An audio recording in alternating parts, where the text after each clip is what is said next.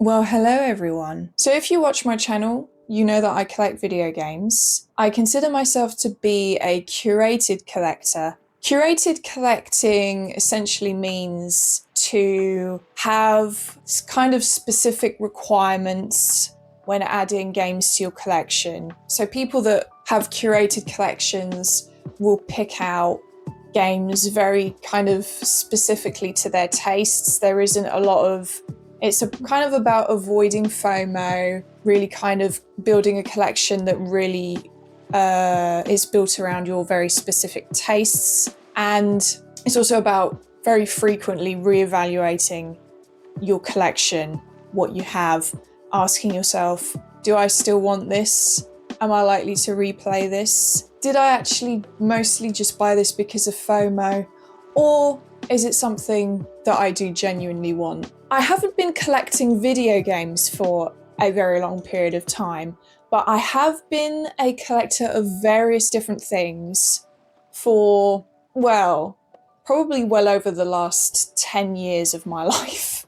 From the age of about 16, I would say I really did start collecting stuff with my pocket money. I might make a separate video about collecting mistakes I've made and collecting regrets I have, but ultimately, through collecting for well over a decade of various different things, I've learned a lot of things and essentially arrived at the conclusion that I want to be a very sort of picky, very curated collector when it comes to the things I'm into. I just find it more satisfying personally to have possibly a smaller collection, but ultimately a collection that really reflects what I'm specifically into. And for it to be a collection that I know is full of games that I know I specifically really like and that I am going to replay.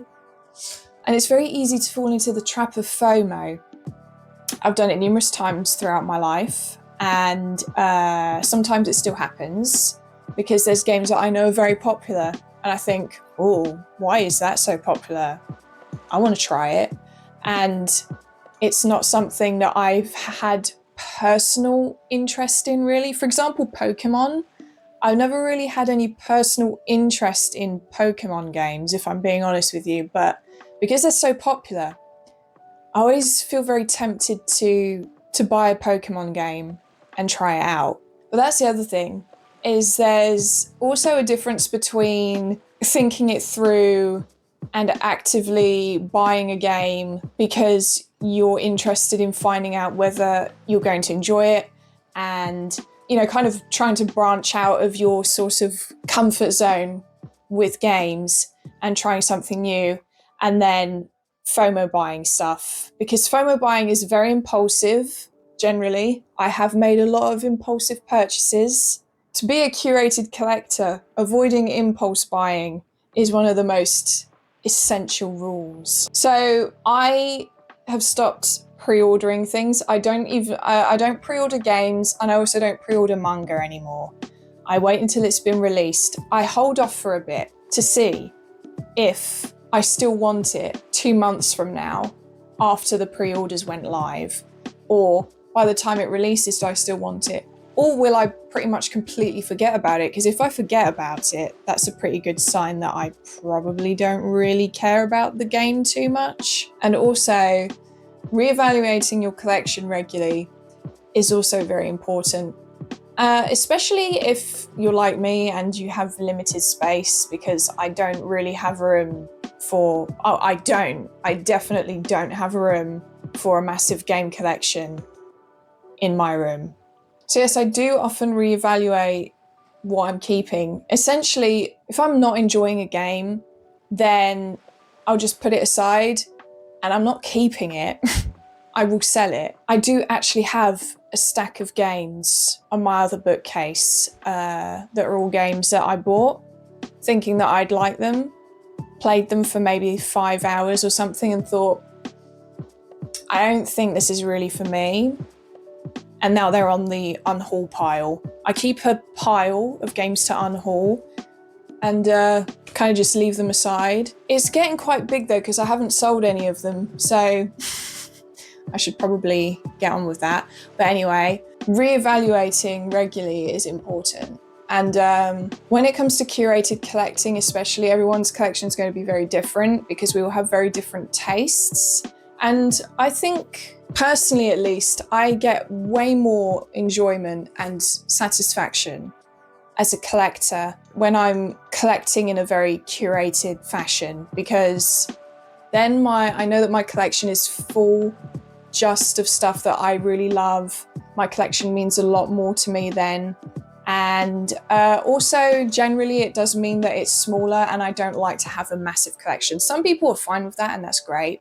You know, I don't like to have loads and loads and loads of things, which might, I don't know, some people might not necessarily believe me when I say that, because I do know that I have a bookcase there full of books. But like, I guess people's perspective on what a big collection is quite different. I also like to be very careful about not trying to fall too deep into consumerism, which is very hard when you live in a very consumerist society. But I try not to get too deep into consumerism, because again, consumerism is very driven by FOMO, which is very enhanced with all of us being on social media and seeing all of this stuff that looks really cool and thinking, oh, I want to get that. But yeah, if you are interested in hearing about my mistake purchases or collectors / buyers regrets I have, let me know in the comments. I don't have any for video games, really, not that I can think of, but I definitely have them with other things, because there's things that I used to collect. I still have a load of, you know, the evidence is still sitting around in my room, under my bed, with K-pop albums, for example. I have a lot of buyer's regrets when it comes to K-pop albums, because let's just say that I used to change favourite group on a very regular basis, and we're talking like once a year.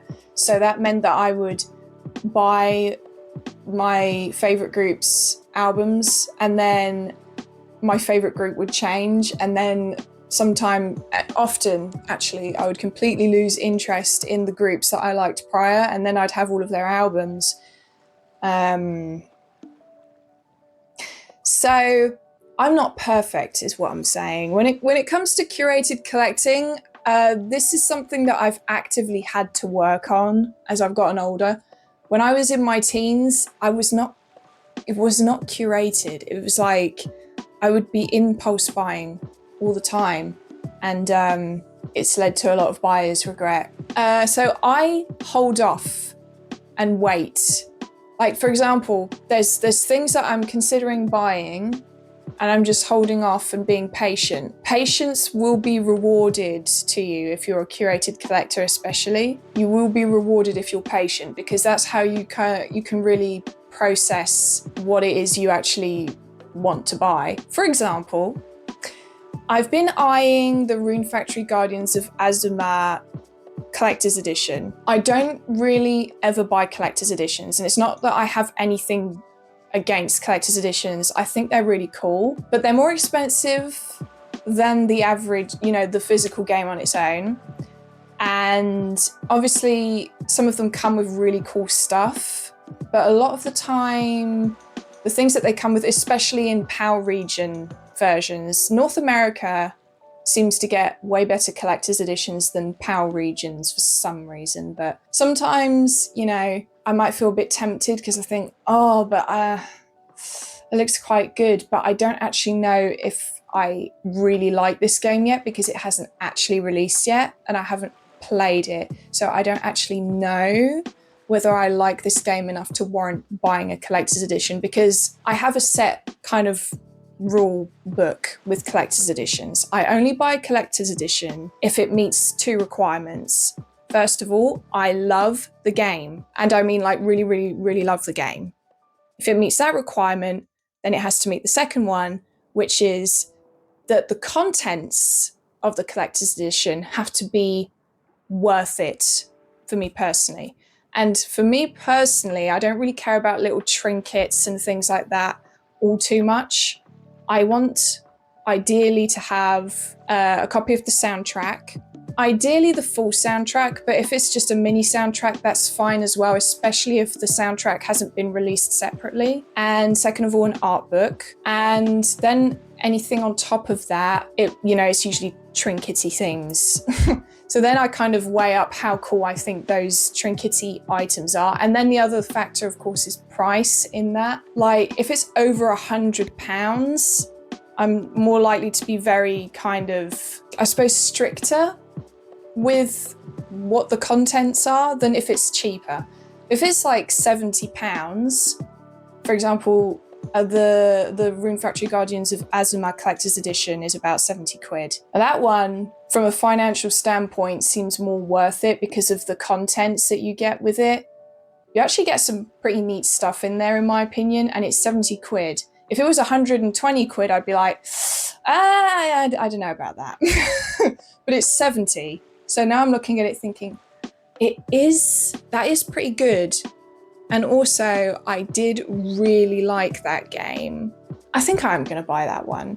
And I am very good with myself because I only have two collectors / deluxe editions, which is for FF7 Remake and FF7 Rebirth. I don't have any other collector's editions of any sorts, apart from day one editions of two Tales games that I bought in my teens, but So yeah, I just stick certain rules in there for myself and conditions for me to buy things. And that's how I'm able to keep it kind of curated. And I have to set these rules for myself because if I don't, it starts getting out of hand. Because historically, it has done for me with the other hobbies I've had that I've collected things for. So I have to limit myself because I cannot be trusted otherwise. If I just listen to my impulses all the time, So I very strictly evaluate things in my head for extended periods of time. Like I go over it a few times and think, okay. And the other thing with the Rune Factory Guardians of Azuma Collector's Edition is I'm waiting to see if it comes out on PS5 because there's rumours that it might. Okay, so I'm just waiting to see if it does because there might be a collector's edition on PS5, but there probably won't be. I don't know, it's difficult. Anyway, you get my point. However, I just find it way more rewarding to have a curated collection than to just allow myself to impulse buy stuff all the time and then have buyer's regret. But I've been there, didn't enjoy it, so... Let me know whether you also apply kind of these conditions or strict rules to yourself when collecting, because I think it's an interesting conversation to have. I like the idea of trying to collect mindfully, trying to be more mindful of what it is you're buying and not over-consuming stuff, hopefully. So, if you collect stuff, let me know and let me know what your approach is. And I'll see you in my next video. Bye bye.